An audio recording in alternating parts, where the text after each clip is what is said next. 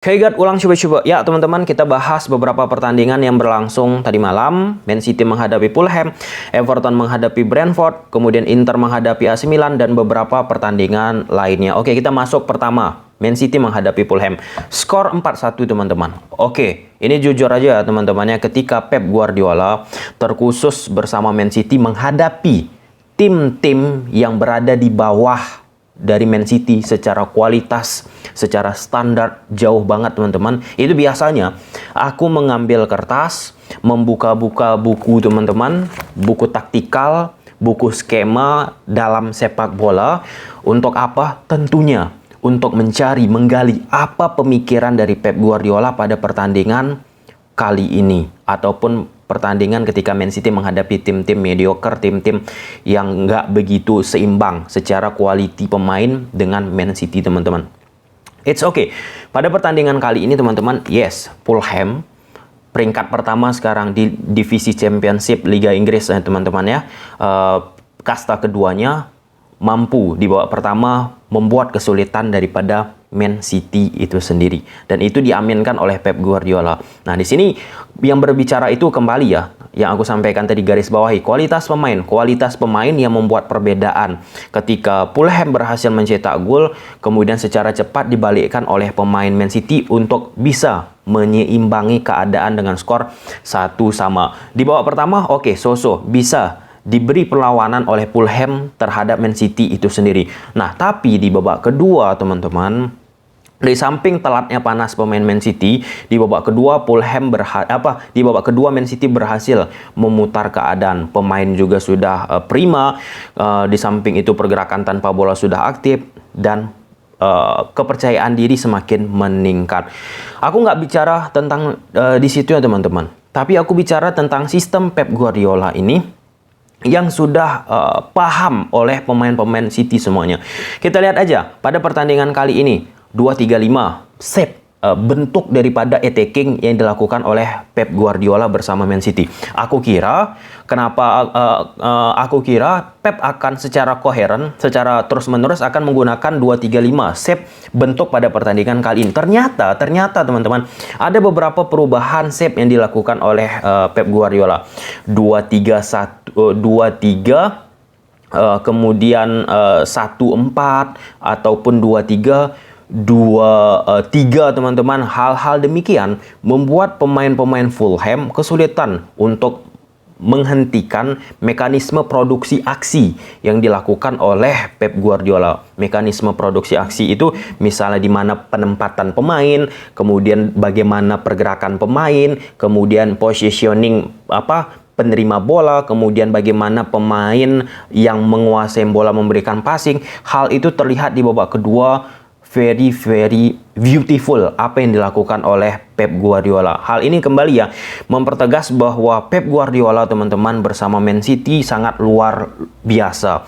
Walaupun beberapa pertandingan kadang paceklik ataupun mandek, it's okay. Kenapa teman-teman? Ya itu anggap aja kerikil-kerikil. Tapi secara esensinya apa yang dilakukan oleh Man City bersama Pep udah ada tuh cara mereka udah paham cara pemain-pemain Man City menginginkan maksud daripada Pep itu sendiri. Tinggal mengharapkan efisiensi daripada pemain Man City dalam menciptakan peluang yang mereka dapat. Oke, kita geser ke pertandingan lain. Everton menghadapi Brentford. Ini sedikit-sedikit aja ya teman-teman. Everton 4-1. Ini salah satu kemenangan yang didapat oleh Everton dengan skor 4-1 sejak tahun 2021 kalau nggak salah baca teman-teman. Tapi yang kita lihat daripada pertandingan ini, debut dari Frank Lampard dengan 3-4-3-nya. Bagi aku teman-teman jujur nggak begitu istimewa. Kenapa? Karena ini baru satu pertandingan. Biasanya Frank Lampard ini akan mengalami kesulitan jikalau taktikalnya, skemanya sudah bisa dibaca oleh rata-rata overall tim-tim dari Liga Inggris teman-teman. Di debutnya oke. Brentford juga, pelatih dari Brentford ataupun staf analisis teman-teman pasti masih membaca bagaimana skema dari Frank Lampard bersama Everton, bagaimana konsep permainannya. Tapi good lah untuk apa yang dilakukan oleh Everton, khususnya debut Lampard bersama tim selain dari Chelsea teman-teman. Ada Lampard, ada Steven Gerrard, dan pemain-pemain lainnya tentunya akan mewarnai meja kepelatihan dari Liga Inggris teman-teman. 4-1, good job. Nah, dan kalau kita bicara tentang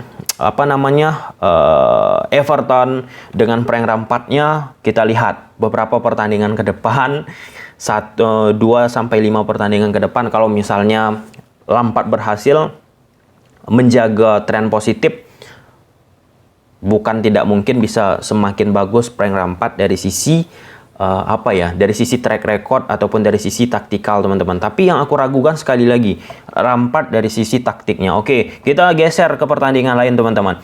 Ke pertandingan Inter menghadapi AC Milan. Ini 1-2. Ini pertandingan gila sih menurut aku. Gila dalam arti saling hantam-hantaman teman-teman.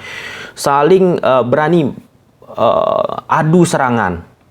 Oke, di babak pertama Inter berhasil menjaga ritme yang mereka inginkan, banyak peluang yang mereka ciptakan, tapi sekali lagi efisiensi tidak ada di posisi Inter.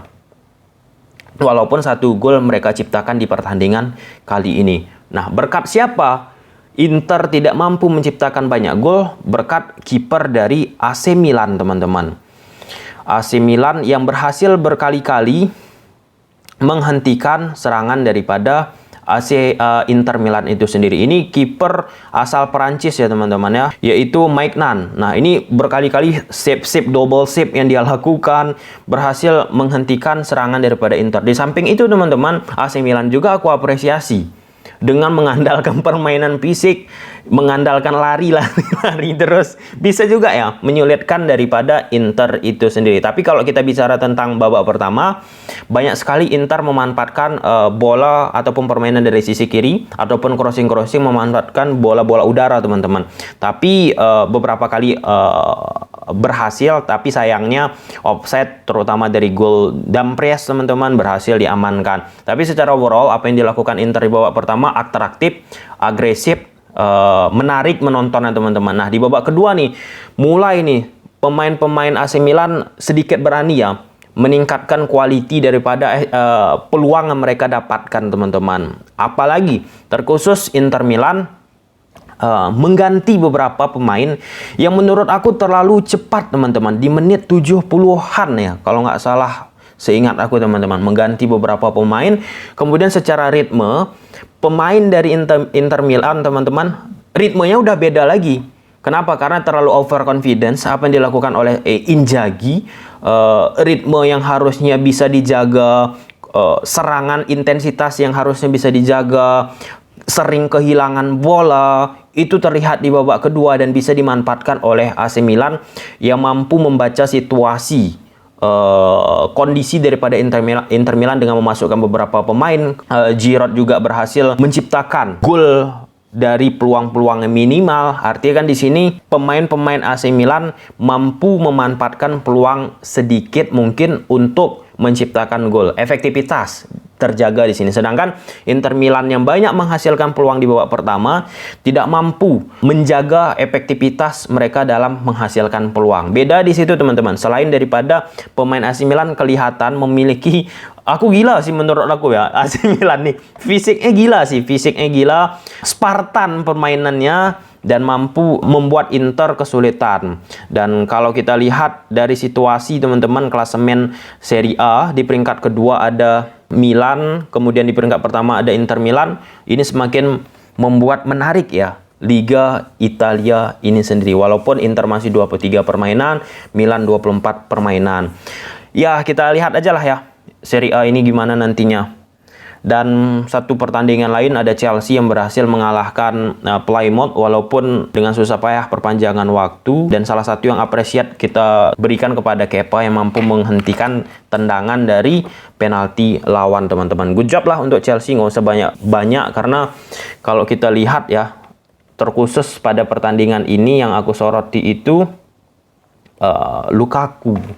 Lukaku yang hanya menghadapi Plymouth aja begitu mainnya. Nggak ngerti lah. Beberapa waktu yang lalu memang sempat ya aku sampaikan juga bahwa ketika Lukaku ini sudah pergi kemudian balik lagi ke tim lamanya, bakalan sulit bagi dia untuk menunjukkan aksi yang lebih baik daripada beberapa musim waktu yang lalu ya teman-teman.